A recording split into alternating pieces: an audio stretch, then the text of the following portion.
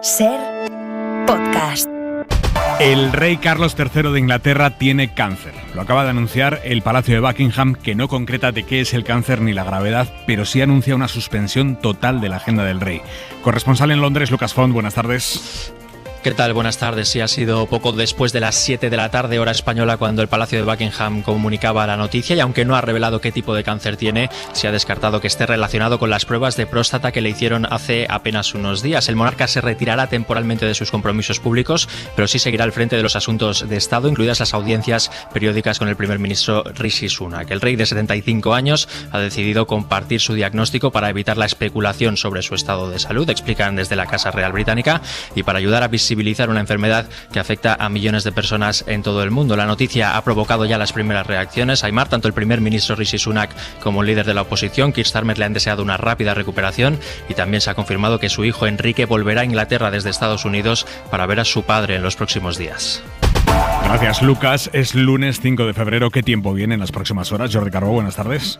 Buenas tardes. Las inmediatas horas, aumento de la nubosidad, pero de momento sin lluvia. De hecho, los primeros chubascos los esperamos el miércoles en Galicia. Entre el jueves y el viernes se extenderían a prácticamente todo el país. Visto desde hoy, donde más falta hace el agua, no caería demasiada, quitando el valle del Guadalquivir.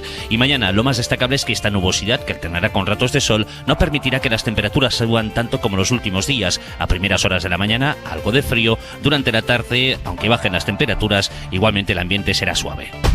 Hay media hora 25 deportes. Jesús Gallego, buenas tardes. Buenas tardes. Resaca de la jornada de Liga que se cierra a las 9 con el partido entre Rayo Vallecano y Sevilla. Víspera de la primera semifinal de la Copa del Rey de Fútbol.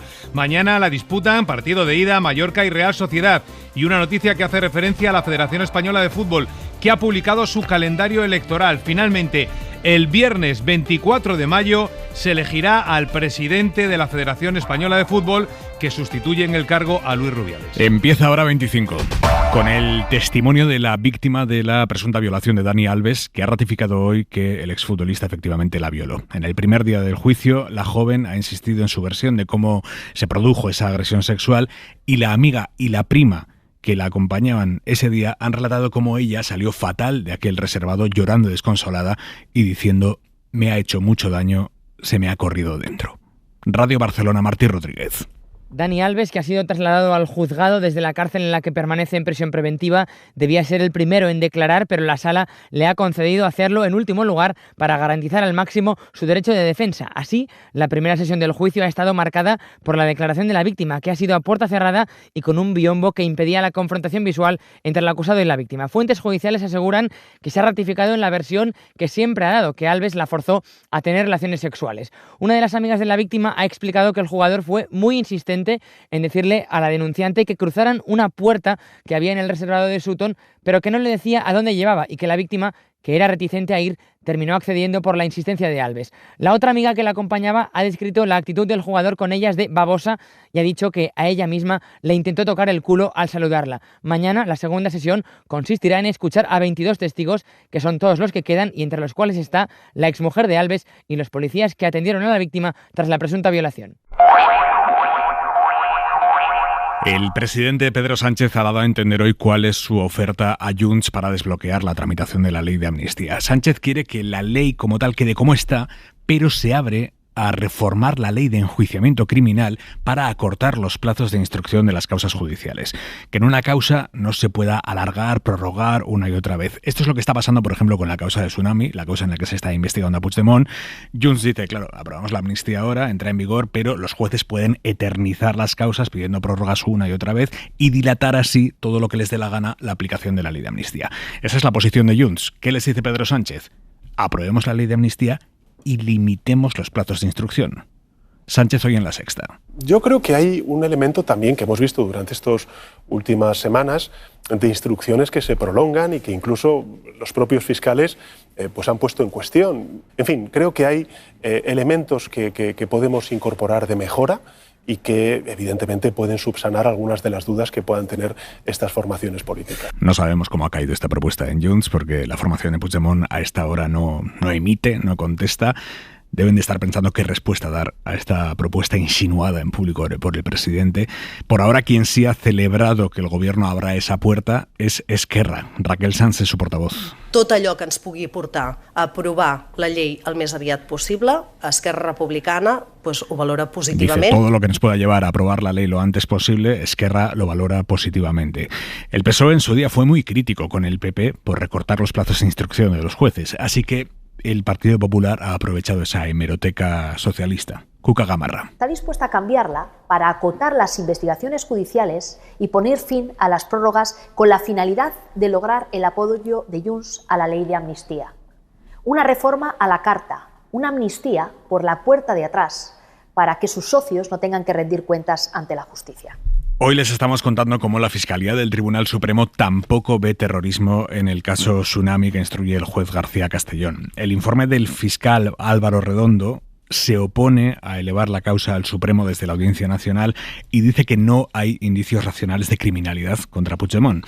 Esta posición del fiscal del Supremo se suma a la del fiscal de la Audiencia Nacional, que opina lo mismo, todos en contra de esa tesis que sostiene García Castellón, pero lo importante es lo que salga mañana de la Junta de Fiscales del Supremo, que es donde se va a tomar una decisión, digamos, colegiada. Pedro Jiménez. Este martes, la Junta de Fiscales del Supremo estudia el informe de su colega, el conservador Álvaro Redondo, que sigue la estela del fiscal de la Audiencia Nacional, Miguel Ángel Carballo, y tampoco ve delito de terrorismo en el caso Tsunami y confirma que no hay indicios racionales de criminalidad contra los aforados Carles Puigdemont y Rubén Wagensberg. El fiscal solicita devolver la causa al juez de la Audiencia Nacional, Manuel García Castellón, porque los indicios resultan demasiado abiertos para que el Supremo asuma la investigación. El fiscal repasa las acciones de Tsunami Democratic, como el bloqueo del Prat, el corte de autopistas, los ataques a policías y mossos, los incidentes que registró la huelga general y hasta el fallecimiento del ciudadano francés de un infarto que dice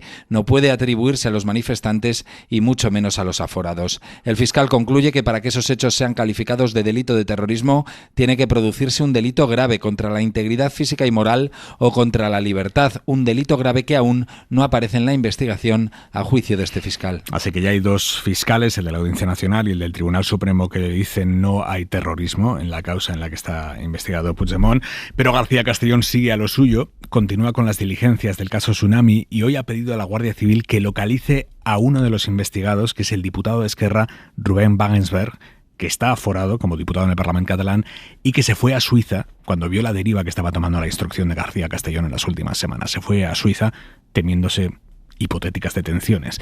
El juez insiste en el auto, en su tesis de que el caso Tsunami sí tuvo terrorismo. Miguel Ángel Campos. Wagensberg, sobre el que no pesa medida cautelar alguna ni imputación porque la audiencia no puede, dado el aforamiento del diputado, anunció la semana pasada que ha fijado su residencia en Ginebra ante el temor por las consecuencias del caso Tsunami. En su auto, el juez ordena a la Guardia Civil localizarle y otras diligencias como más información a la Agencia Estatal de Seguridad Aérea sobre los efectos del asalto al aeropuerto del Prat. En el escrito, el juez también defiende su acusación de terrorismo y recuerda que desde que asumió la causa en 2019 la calificó como tal, pero omite que esa calificación preliminar se produjo porque entonces los investigadores pensaban que Tsunami era lo mismo que los CDR de la Operación Judas. Una vez comprobado que no existía relación entre ambos, las pesquisas se dirigieron hacia la sedición, que quedó descartada con la reforma del Código Penal que supuso la eliminación de este delito.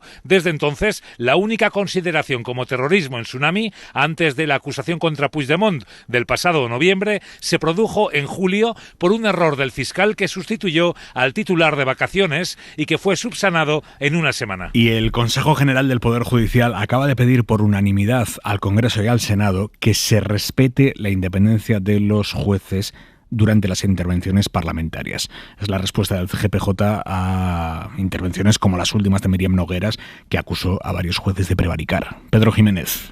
El Poder Judicial ha aprobado por unanimidad reclamar a las Cortes asegurar en el curso de las intervenciones parlamentarias el respeto a la independencia del Poder Judicial, evitando críticas desmedidas que puedan minar la confianza de la ciudadanía en el sistema judicial. El acuerdo definitivo se queda muy lejos de la propuesta inicial de los 9 vocales elegidos a propuesta del PP que forzaron la celebración de este pleno extraordinario después del señalamiento a jueces por parte de algunos de los socios parlamentarios del Gobierno durante el debate de la ley de amnistía. El borrador inicial instaba a la presidenta del Congreso, a Francina Armengol, a que durante las intervenciones de los miembros de la Cámara se asegurara de que se respeta la independencia del Poder Judicial, evitando las críticas desmedidas que puedan minar la confianza de la ciudadanía en el sistema judicial. Además, instaba al Gobierno a que haga un ejercicio de autocontención y de autorrestricción en sus manifestaciones con el fin de no socavar la confianza ciudadana en el Poder Judicial. Y esta noche se celebra el único debate electoral al que va a asistir el candidato del PP a la reelección, Alfonso Rueda.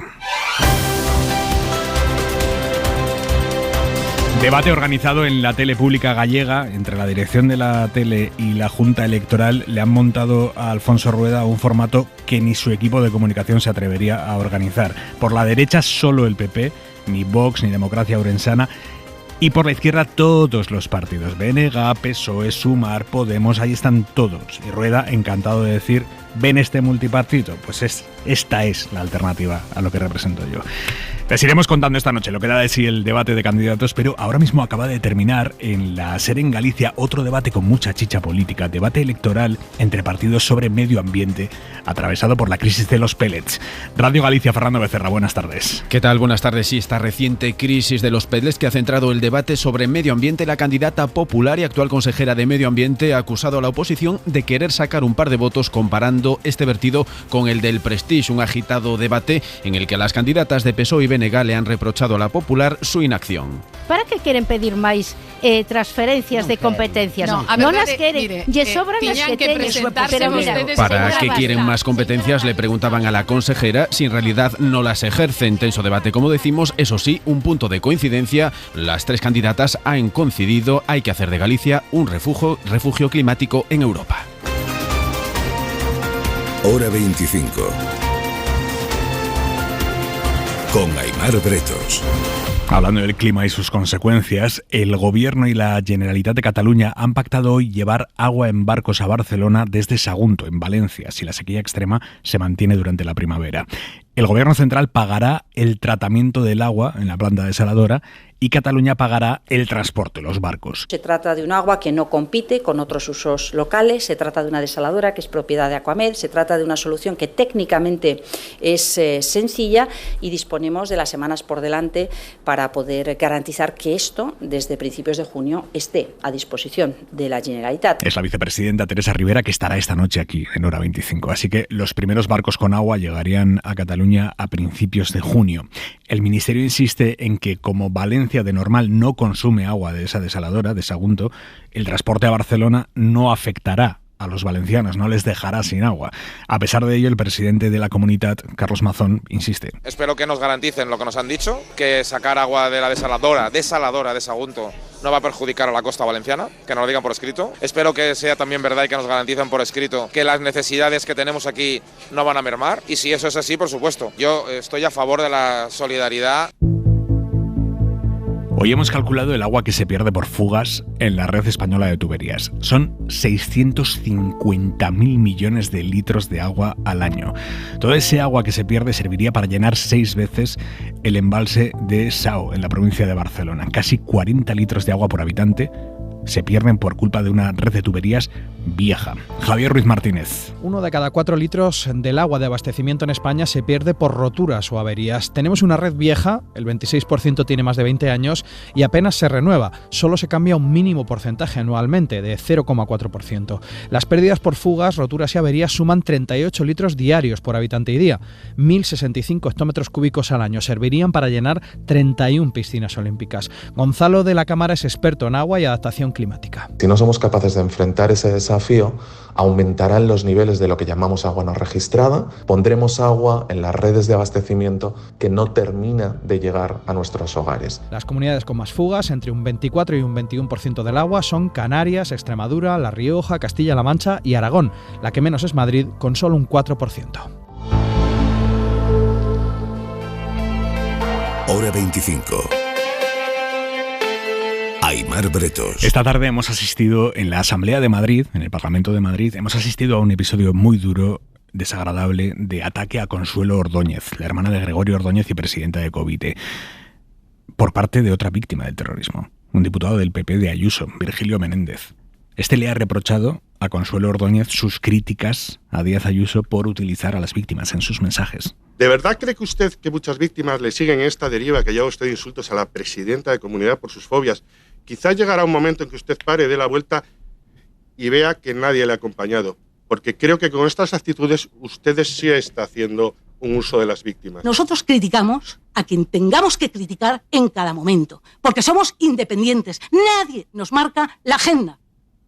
Pero eso les molesta mucho a ustedes. Y cuando yo no insulto a su presidenta nunca. Yo no insulto a nadie. Yo solo denuncio la instrumentalización política de las víctimas. Una víctima del terrorismo acusando a otra víctima del terrorismo de utilizar a las víctimas del terrorismo.